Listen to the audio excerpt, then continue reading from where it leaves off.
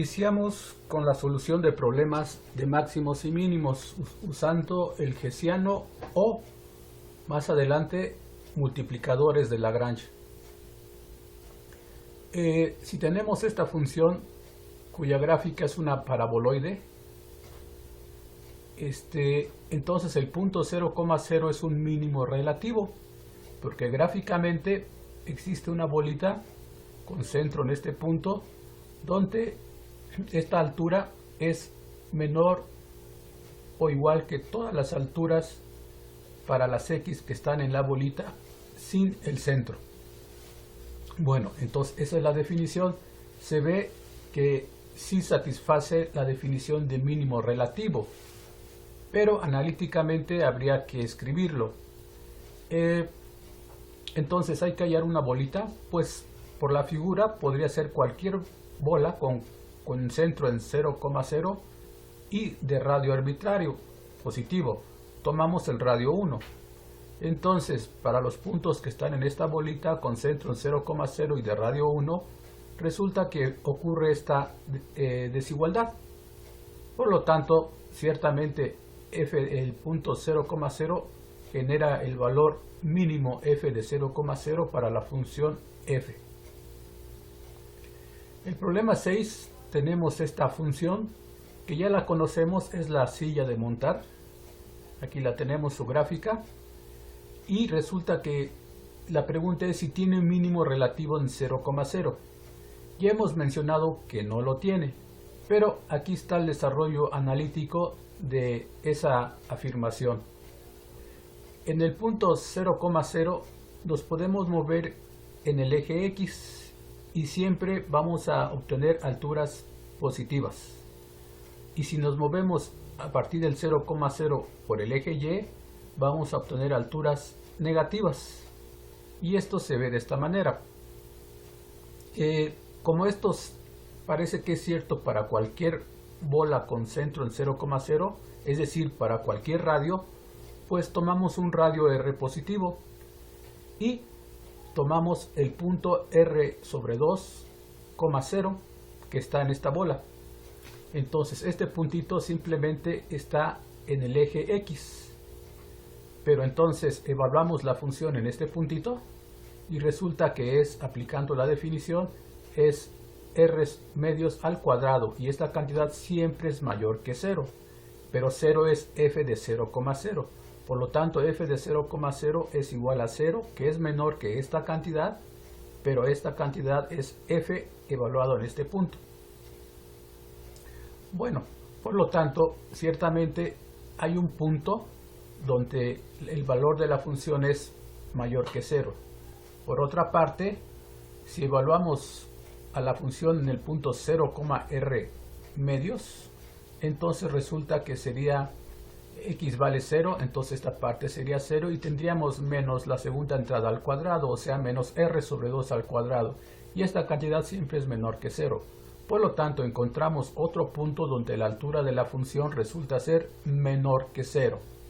Bueno, entonces para esta bolita que dimos con centro en 0,0 y de radio r, encontramos dos puntos donde las alturas fueron positivas y las alturas fueron negativas. Y esto es para cualquier r.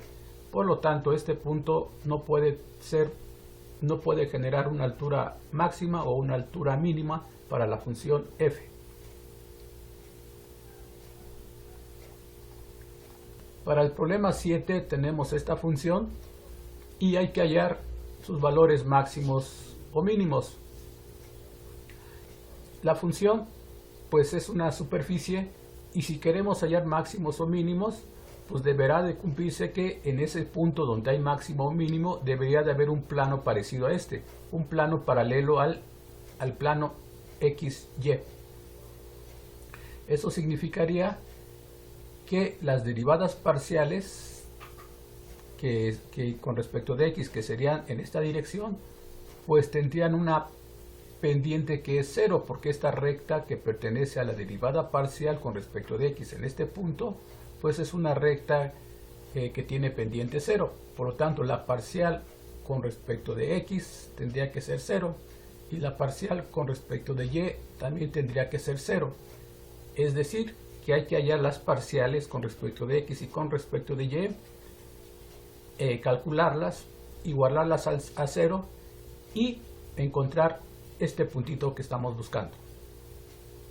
Entonces el procedimiento así de manera muy rápida es, si tengo la función, pues encuentro la parcial con respecto de x, con respecto de y si hubiera más variables, pues todas las parciales. Y obtenemos un sistema de ecuaciones. En este caso la parcial con respecto de x es 3x al cuadrado más 3y al cuadrado menos 15. Lo igualamos a 0. Y la parcial con respecto de y sería 6xy menos 12 y lo igualamos a 0. Tenemos un sistema de dos ecuaciones y generalmente el problema es resolver el sistema de ecuaciones. De la segunda ecuación despejamos la variable y sería igual a 2 sobre x. Pasamos el 12 para acá, el 6 dividiendo tendríamos 2, después la x. Por lo tanto, y tendría que ser igual a 2 sobre x. Ahora, estamos dividiendo entre x, por lo tanto hay que asegurarnos de que x no puede ser 0.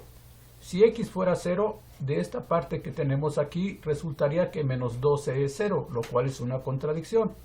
Por lo tanto, x no puede ser 0 y esta división está justificada. Una vez que conocemos y, podemos poner el valor de y en la primera ecuación.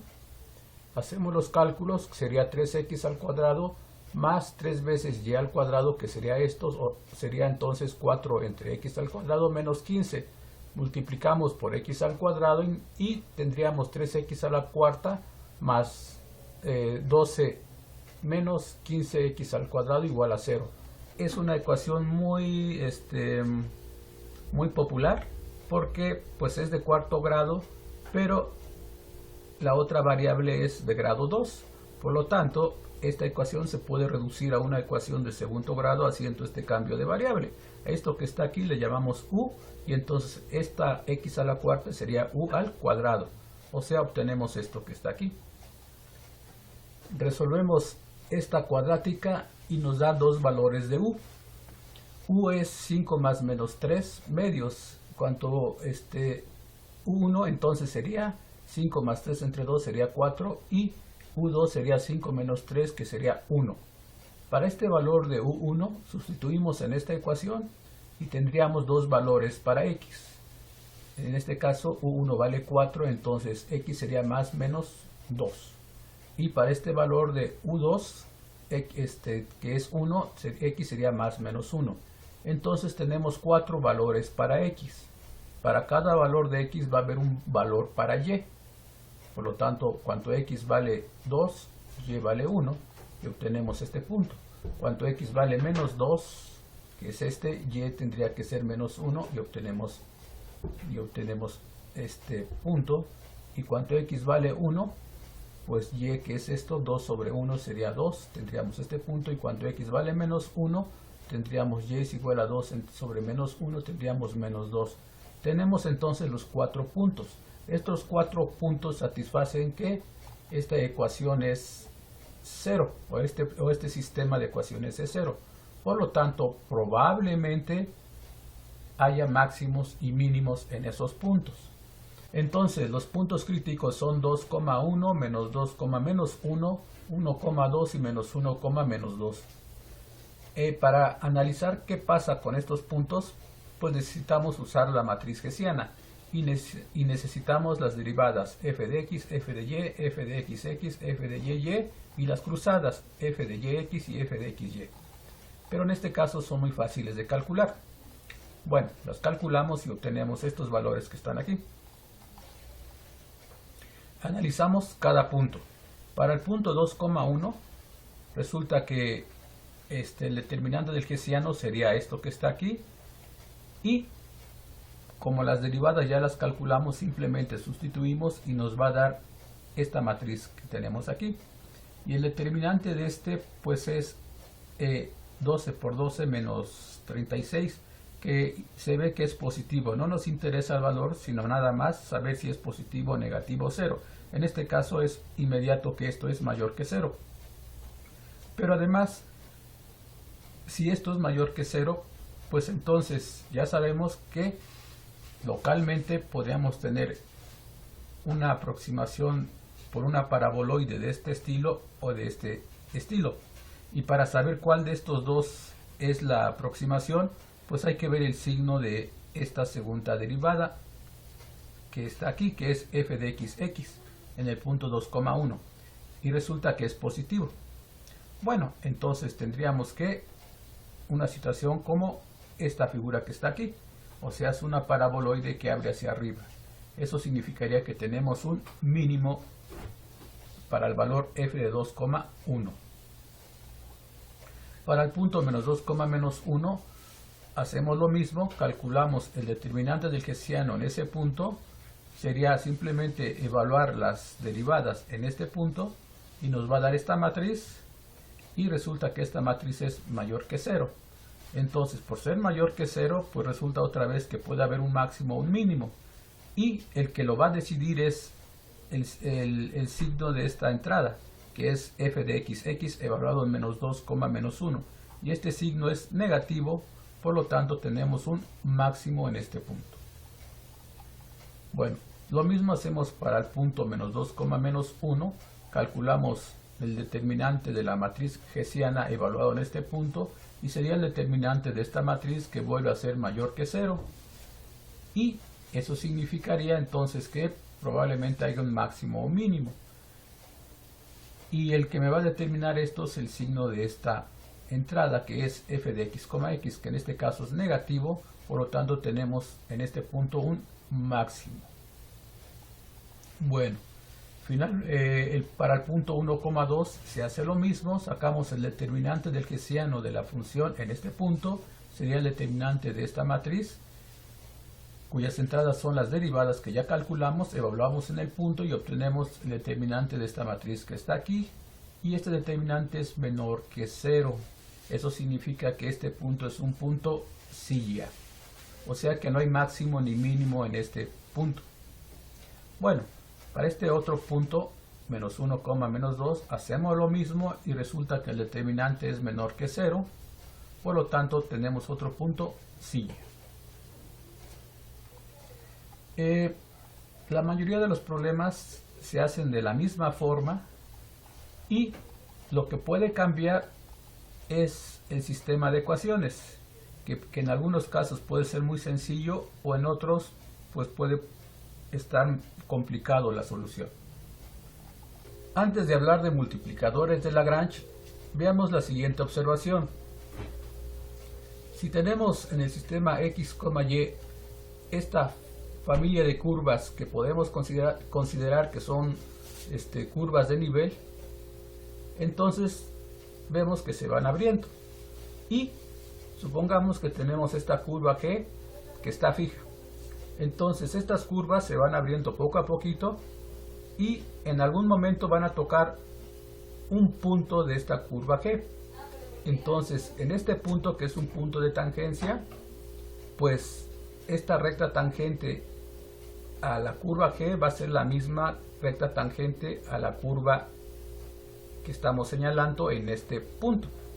Bueno, por lo tanto, los vectores que son tangentes para G y para F, pues estarían en esta recta, y los vectores normales estarían en esta recta que es perpendicular a la recta tangente. Por lo tanto, uno es múltiplo del otro, o sea que el gradiente de F es lambda veces el gradiente de G. Esto en el punto donde se tocan, que es x0, y0. Con esta idea se introduce la noción de multiplicadores de Lagrange. Lo que vimos anteriormente para el hessiano es hallar máximos y mínimos para la función f en su dominio, pero ahora, en lugar de usar el dominio total de f, pues vamos a usar una curva contenida en el dominio, que sería esta curva G. Entonces, para este dibujito, la idea es hallar el máximo y el mínimo de la función, pero no en su dominio, sino para esta curva G que tenemos aquí. Y eso significa simplemente hallar la altura máxima o la altura mínima para esta curva que tenemos aquí. Esta curva que está aquí se obtiene cuando tomo todos los puntos de la curva G que está en el piso, tomamos las alturas, tomamos todas las alturas en este caso, y al intersectar con la superficie, pues obtenemos esta curva que estamos señalando.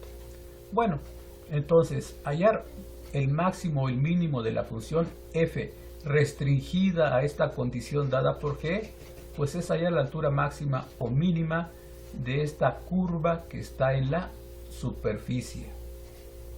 Bueno, y se observa algo. Si empezamos viendo las curvas de nivel para la gráfica de la función f, entonces empezamos con un puntito que está aquí, y ese puntito estaría aquí en el piso. Después se va abriendo la curva, y aquí también se va abriendo.